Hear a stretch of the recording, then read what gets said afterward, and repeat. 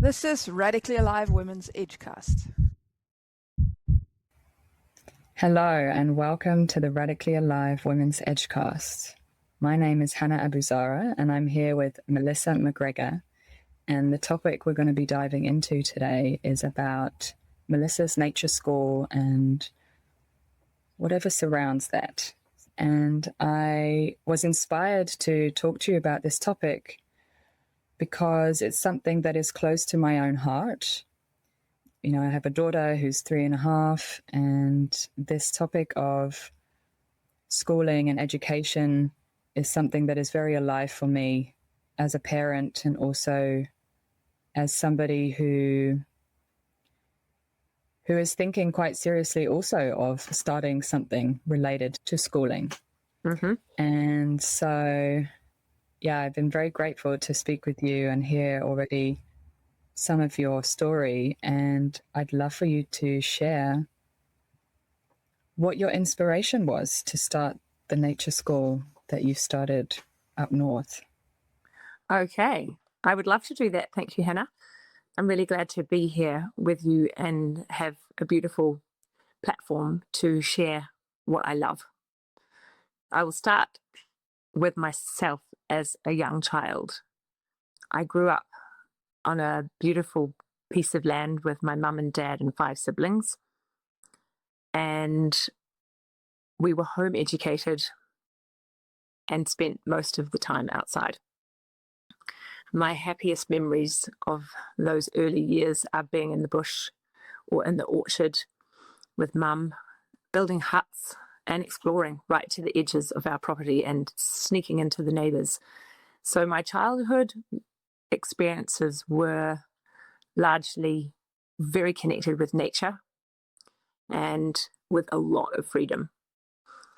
And when I was 11, mum and dad joined a church. And then for the next 8 to 9 years, I experienced something very different each week, which was being in church services and feeling very trapped. And that really did change my life a lot as I grew up through my teens. It shut my voice down and I lost touch with my intuition because of the rules of the church. Yeah, I feel sadness still about that. Mm-hmm. And my sense is that actually my anger also about that experience has fueled me to create something really different for children. Mm. Would you say briefly what was the sadness about and what is the anger about that experience?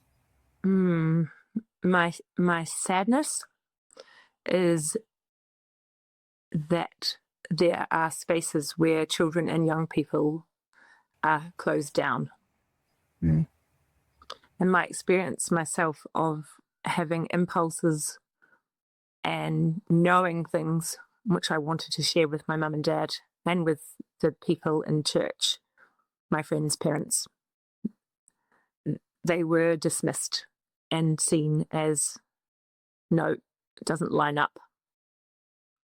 And I feel really sad that that was my experience because as I grew into young adulthood, I went down a path because I wasn't able to trust my intuition. And I feel really sad about the effect that had on my 2 little boys and on my boy's dad and myself. Mm. And what do you see that effect was? The effect was that I wasn't able to trust my own knowing. And so I was thrown off, wobbled, and moved out of fear and reaction a lot of the time. Mm. And my boy's dad and I ended up separating, which was a devastating experience for us all. Mm. And you see this as directly related to the loss of your intuition. Mm-hmm.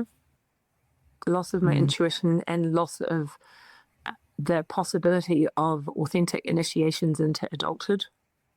And that was a result of being in a space where not all voices and unique gifts were welcome. Yeah, thank you.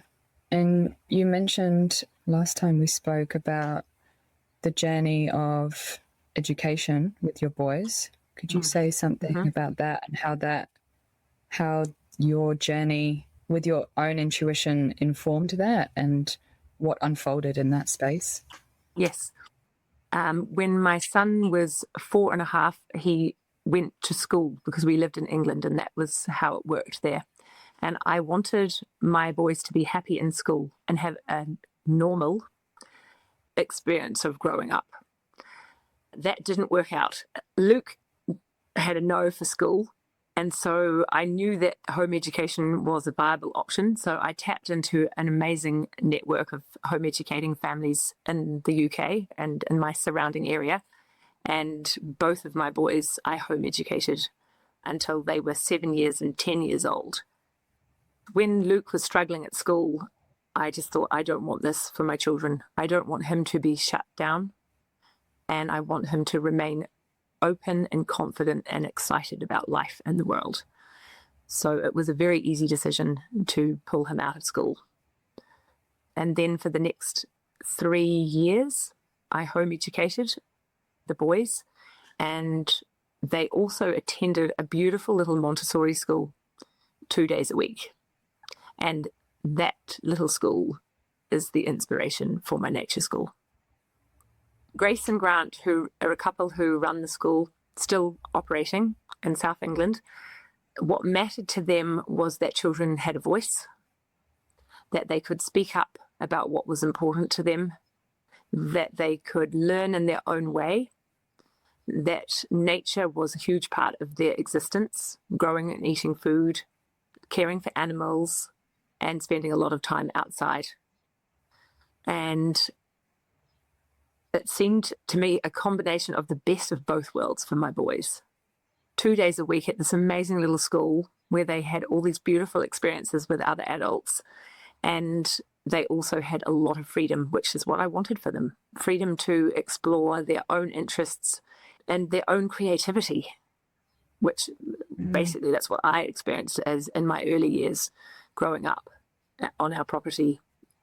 And I really wanted that for the boys. So yeah, that's what they got. And I just feel so glad that they had that experience of, until they were 7 years and 10 years old, a lot of freedom, loving adults around them, and experiences that they really were genuinely interested in and felt relevant to them. And what did you see, or did you see, and if so, what was the difference between when they were attending school and when they were attending this Montessori based? Oh my goodness. It was like the difference between chalk and cheese, in that the class sizes were smaller, the adults were unpressured and were so present with the children. And they had a philosophy of such respect for the children and trust in children's desire to learn everything they need to learn. And that really spoke to me.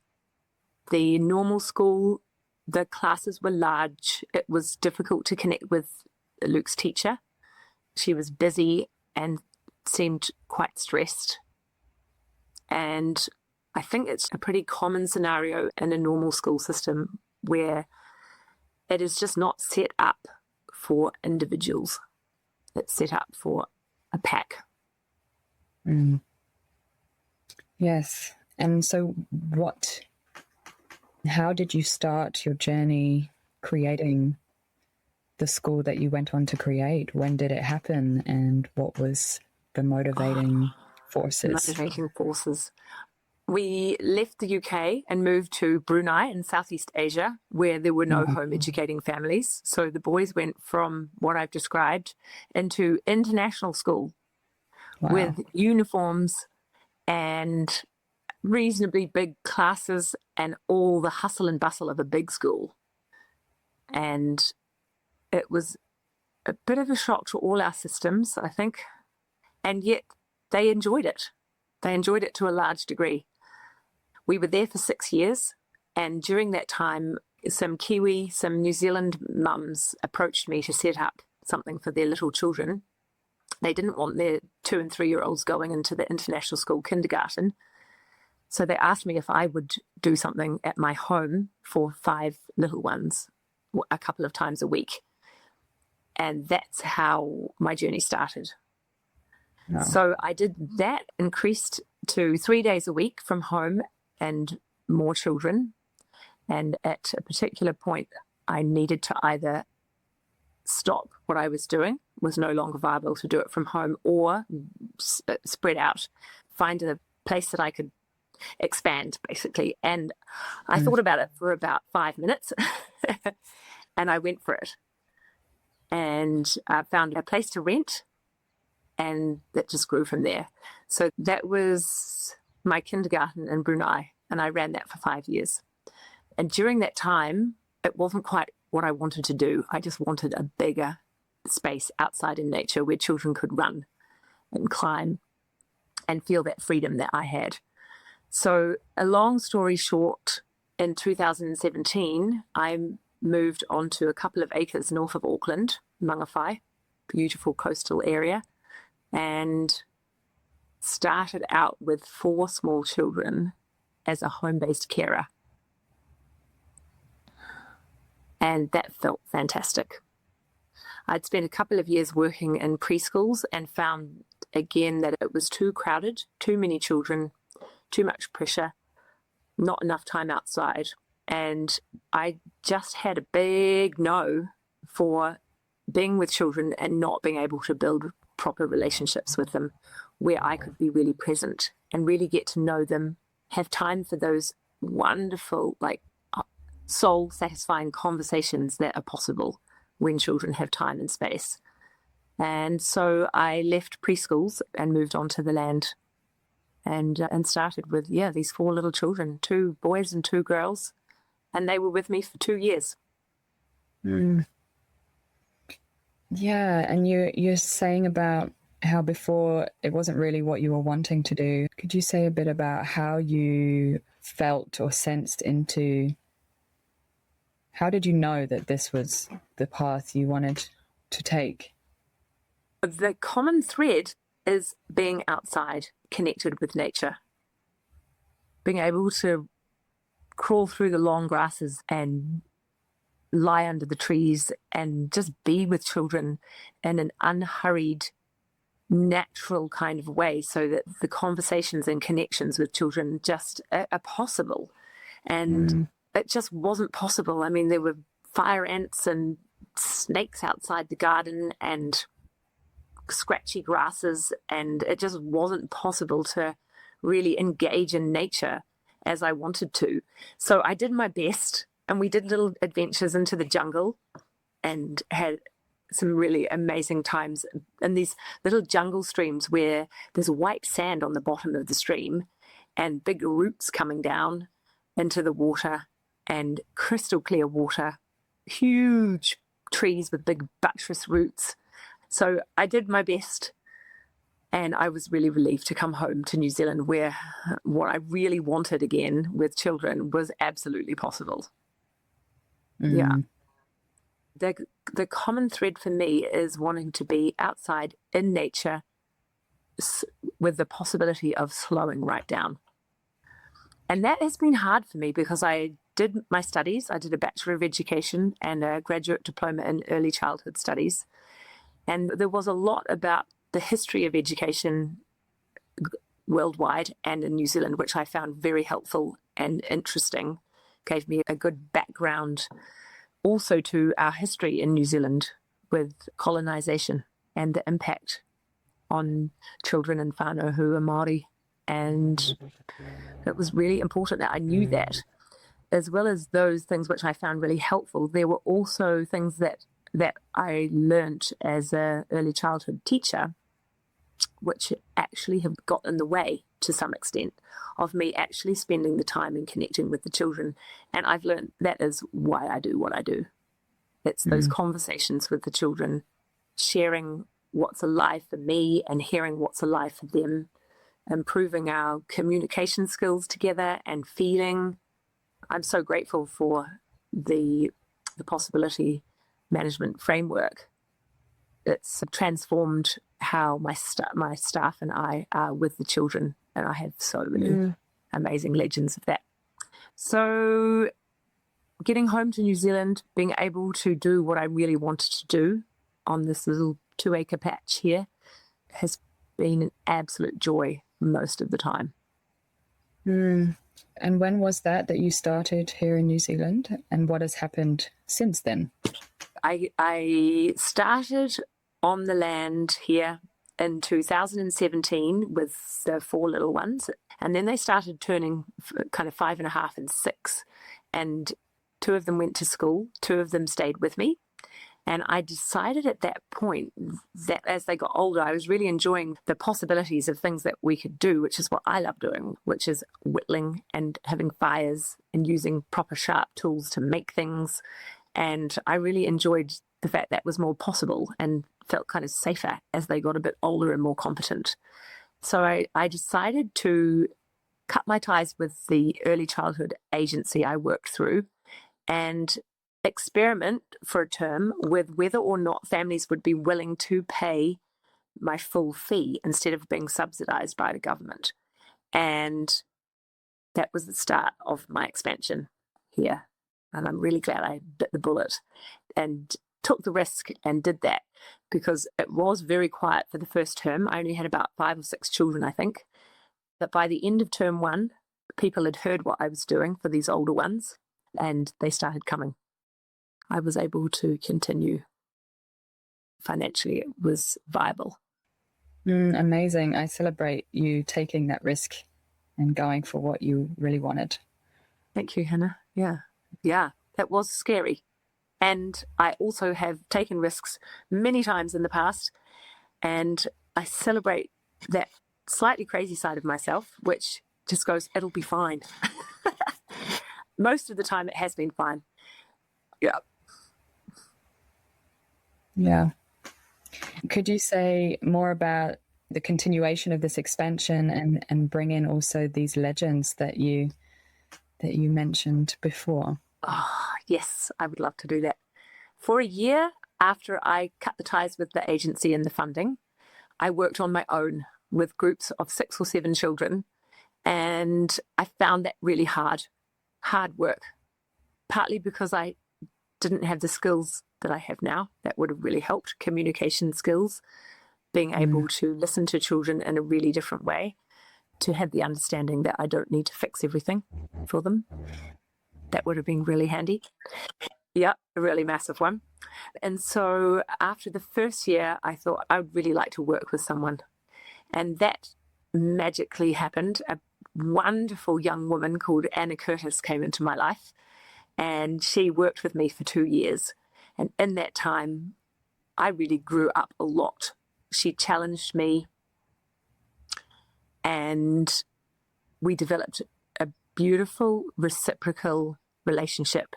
And I opened myself up to her feedback because she has so much to offer.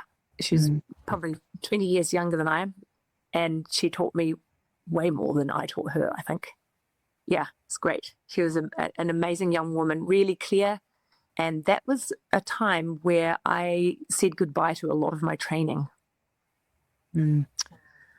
Yeah, the main one I would say would be just to sit back. Don't go diving in, trying to solve problems even with the children. Definitely not for them, but not even with them. And in that time, I also came to the point where I left behind the idea that I gathered from my training was that I was there to meet the family's needs and the children's needs. And that was hard for me because it sounds good. And what happened, though, is that it distracted me from what really mattered to me. And Anna's encouragement to me was, what do we care about? What matters to us? We clearly offer that to families, and if it fits what their family would like, then they will stay. And if it doesn't, then they will find somewhere that suits them better. And that took just such a huge weight off my shoulders, because I wasn't trying to basically it was not taking responsibility for other people anymore. I can see that now. And it meant that I could just let go of responsibility of what other people needed and really focus on what mattered to me. That was a really big turning point. And it gave me confidence to speak with clarity. And yeah, I relaxed and just felt heaps more confident. And it had a great impact as well. Like Anna and I just really settled into what we were doing. And by doing that, we created room for ourselves to expand with the children. Yeah, that was a very significant shift for me. And what was your clarity about what mattered to you at that point? And is it still the same or has it changed? That's a great question. My clarity about what mattered to me at that point was that we were not going to overprotect the children. I wanted them to experience a bit more risk than they would normally experience, many of them. It really matters to me that children have space to push their own limits. And out of concern for their safety, often from parents who were a little anxious, that closed down that part of me, which knows that if you are a bit scared and you come through the other side and you push yourself, that there's exhilaration there and the children will walk another couple of inches taller. And not only physically, but also emotionally, for a child to be able to stand up and say, I don't want to do that, Melissa, is huge for some children. So not only pushing their comfort zones physically, but also emotionally and in a communication kind of way. And yeah, as part of the group, taking their place and speaking up is massive. That space opened up somehow, that there was more spaciousness for the children when I stopped worrying about what their parents needed and what I was supposed to do as a trained early childhood teacher. That hasn't changed. That still matters to me. There's that spaciousness. There are times I feel like a guardian of children. It has also really mattered to me that I have open, authentic relationships with the parents, and that trust is built by me being meticulous in my communication with them and my presence, being present with them, so that they know that they feel my genuine concern and love for them and their little ones. That's easy for me because it's just so there in my heart. My heart just expands when I talk with the parents. And deciding that I will do what matters to me, and let's see if it works for you families, has meant that I've spoken up a lot more, actually. And when things haven't been quite right, or I felt like a parent would be open to some feedback, I'll check. But I've been a lot more confident about sharing feedback and, yeah, just speaking up, advocating for the children. And there's never been a time that it's caused disconnection with the parent. It's only brought us closer, which amazes me because I feel fear. In the past, I felt fear to raise things with parents, but going for it has just been amazing. And even though there's some children who don't come anymore, I see them around town, and we still have such a heart-to-heart connection. It's beautiful.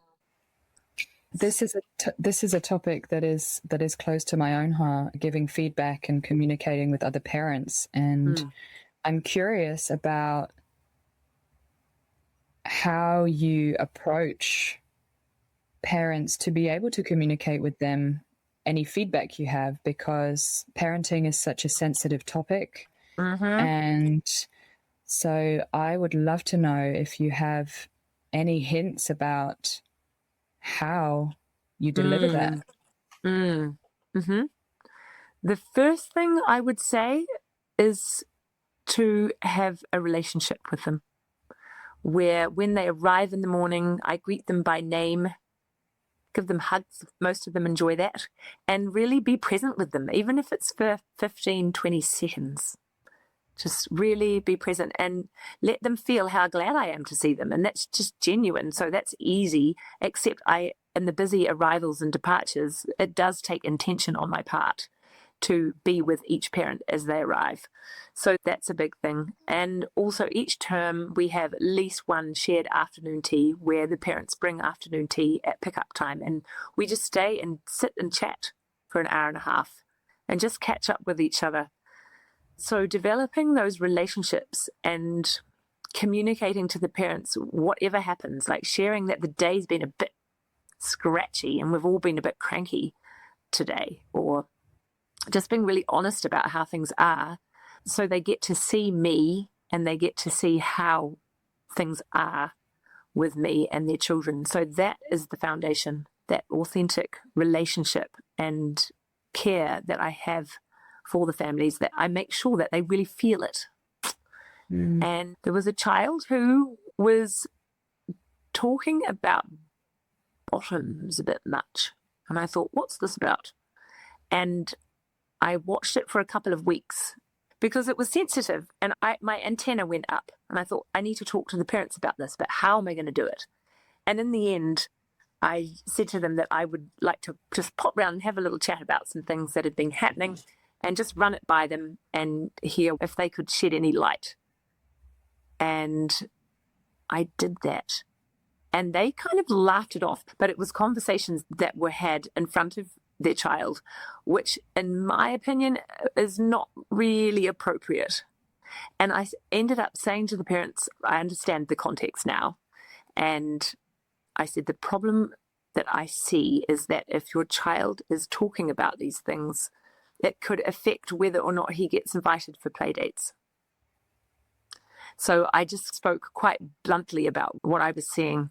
And yeah, it was almost like I felt that they needed a bit of a reality check. And I said, that's my feedback. And they sobered up quite quickly when I said that. And I said, because it could affect, your child's friendships. And I noticed that after that stopped. I mean, I started with, how much I love you all. And they can feel it. Like, they really know that I just love them so much and care about them. That's the big thing for me, that the relationship is there. And have I ever said, I've got some feedback, would you like it? No, I don't think I have, which is a little unusual because normally I do check if people want to hear. I do feel guardian-like, and actually I will speak because I'm an advocate for the children.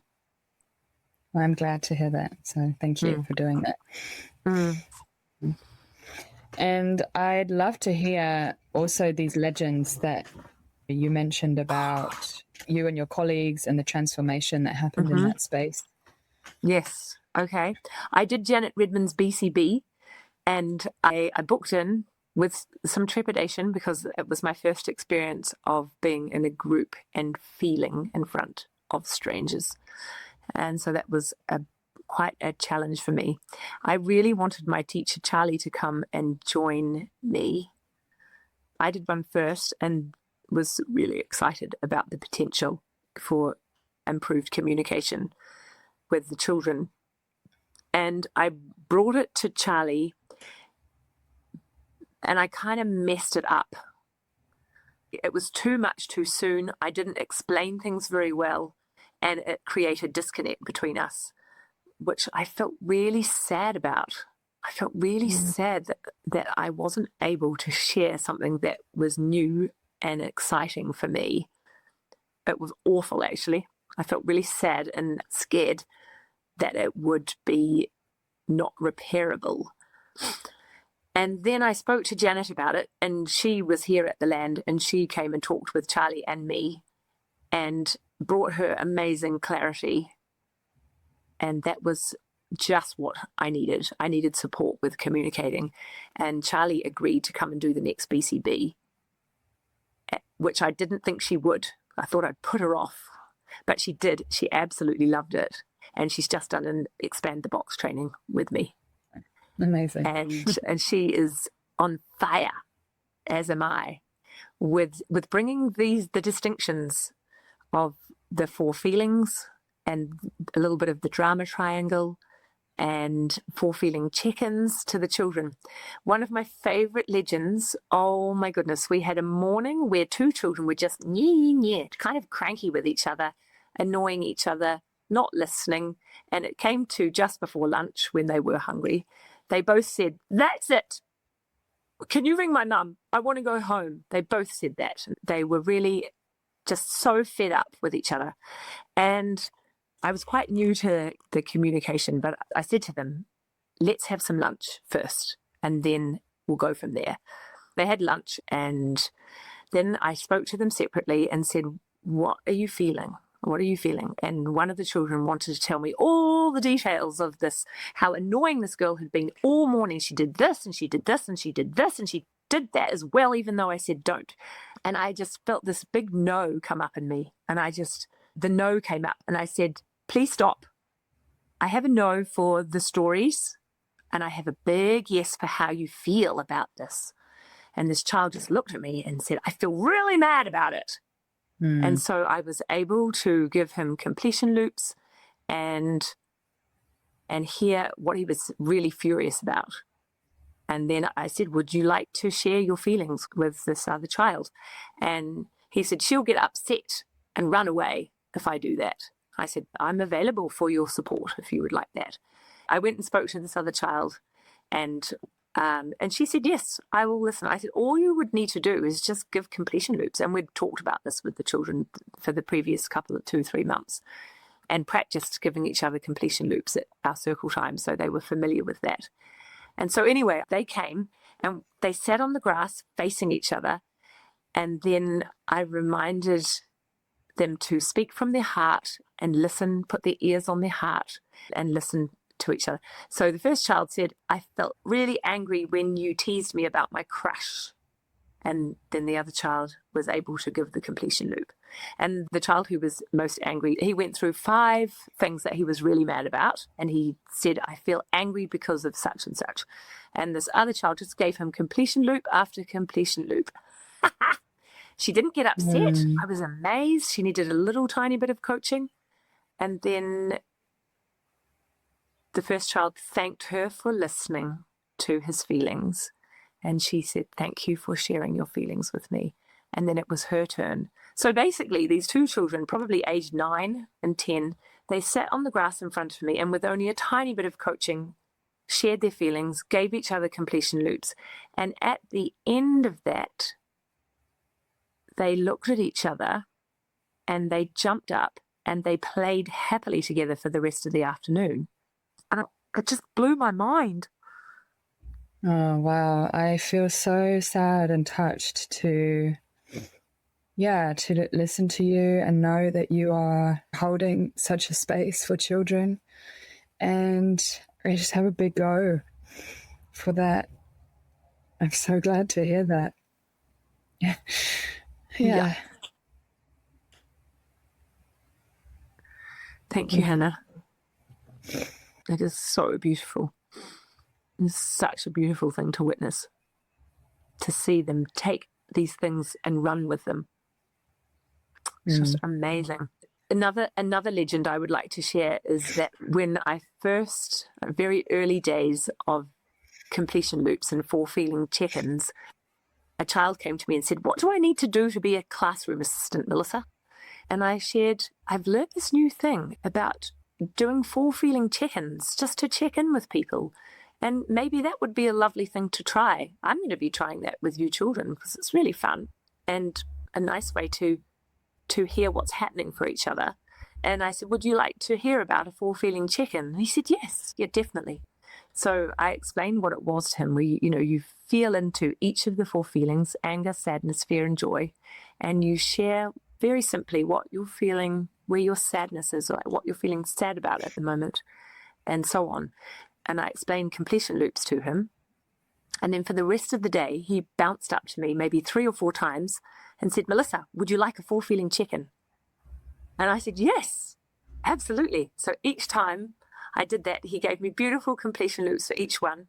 And then later that evening, his mum messaged me and said, "He's so excited about these 4 feeling check-ins. He's done them with all of us at home." And I just feel really glad at the speed at which children will pick something up and run with it is so exciting for me. And And not only that, but that it transforms how things are at nature school. The difference in probably the last 6 months, there is so much joy at nature school. I have so much more patience. Like, I can feel my energy is heaps more settled, and I feel so much more relaxed because I don't have to fix anything anymore. I don't have to try and help two groups of children work out a really complex social situation which has developed, conflict, or in the past I would try and help them work it out. And it was so complicated and torturous for us all. And it was all I had. And now we just give the children completion loops. And 85, 90% of the time, that is all we have to do. I feel really, really glad about that. It's transformed the energetic space at nature school. The power of a completion loop. Yeah, power of completion loop. It's just so relaxing and so effective, and it's just so simple and beautiful. I feel really glad to have these tools.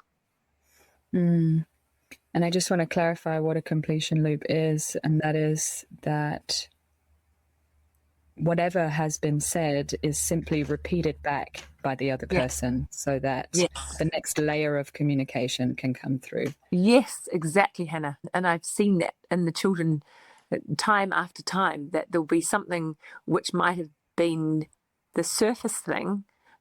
You know, they might say that they were mad about something, but with someone being really present with them and just repeating that back. So you're feeling sad about such and such, using their words, they'll go, yes. And this happened with my mum shouted at me this morning, or what it, you know, it is like that next layer down. And then that can happen. And it's like each layer down that children are able to go, it's like they really can clear out. They can really clear out a feeling or something that has needed to be spoken, sometimes for quite a long time.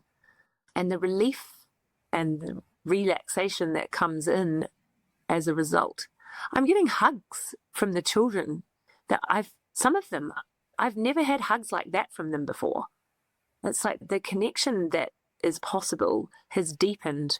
It's just like such a whole other level of trust and connection that I'm experiencing. And it's just fabulous. Yeah, it sounds really wonderful.